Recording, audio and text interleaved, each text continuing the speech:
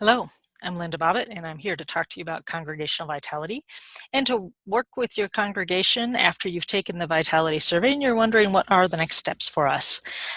This presentation is going to use a PowerPoint. It's also going to use a workbook, which you can download from the congregationalvitalityproject.com website.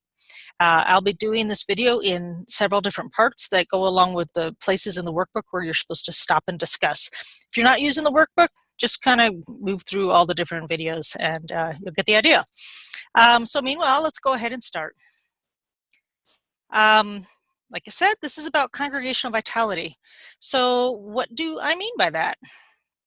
Well, quite simply, congregational vitality, you can tell a congregation is vital when there are life-changing and life-giving relationships between the people of the congregation and God, one another, and the rest of the world, particularly the community where they're situated.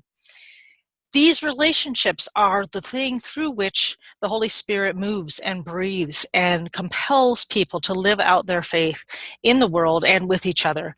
And we can summarize that by talking about the Great Commandment and the Great Commission. Sorry, the Great Commandment is where Jesus said the most important commandments are to love God and to love the neighbor. And the Great Commission is when Jesus, before he left, said, you need to go out and make disciples of all nations, teaching them everything I taught you and baptizing them in the name of the Father, Son, and the Holy Spirit. And so that's how we understand what we're called to be as Christians. And that when we're able to do those things, we are doing what God's called us all to be. And that's really what church is about, is helping people live out their life in that way.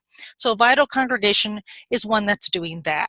Now, you might think, what about sustainability? That's usually how we know if a church is vital, right? How many people they have, how much money they have, what kind of programming they do. Well, that's kind of true and it's kind of not. The truth is sustainability is more like the gas in the engine. But this vitality thing, that's where your car's driving to. You can have all the gas you want, but if you're not driving in any particular direction, you're not really going to get where God needs you to be. You're not really going to be accomplishing anything. So while the gas in the engine is important, what's more important, what we're talking about here, is what you're really called to do and whether you're doing what God's mission is for your congregation. And so that's what I mean by vitality. So now, how do you know how vital your congregation is? Well, there is such a thing as the Congregational Vitality Survey. Probably your congregation has already taken it, and that's why you're watching this video now.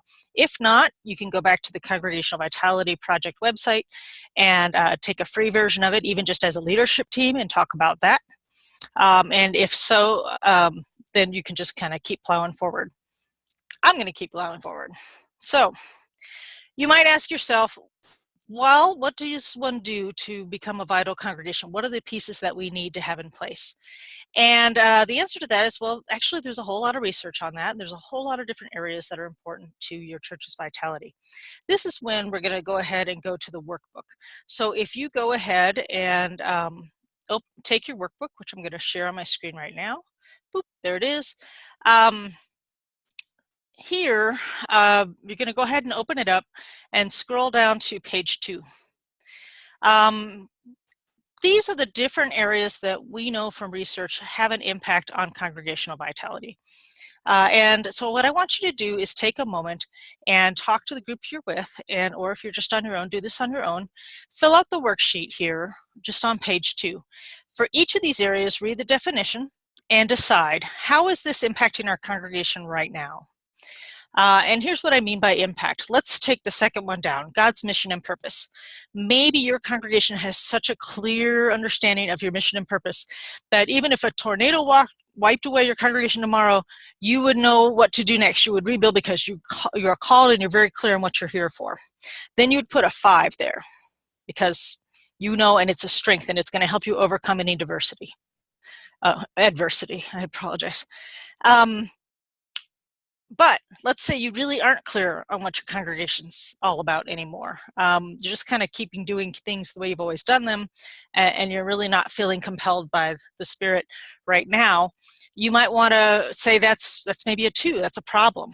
And maybe you actually have disagreements in your congregation about what that even means. And so maybe it's that lack of clarity and that disagreement that keeps you from moving forward and keeps you from working on things. Then you might want to put a 1 there because that's a barrier that you have to sort out before you're going to get much further. So what I want you to do is fill out this particular page and go ahead and pause. Well, actually, yeah, go ahead and pause. We'll get to the next page in the next video.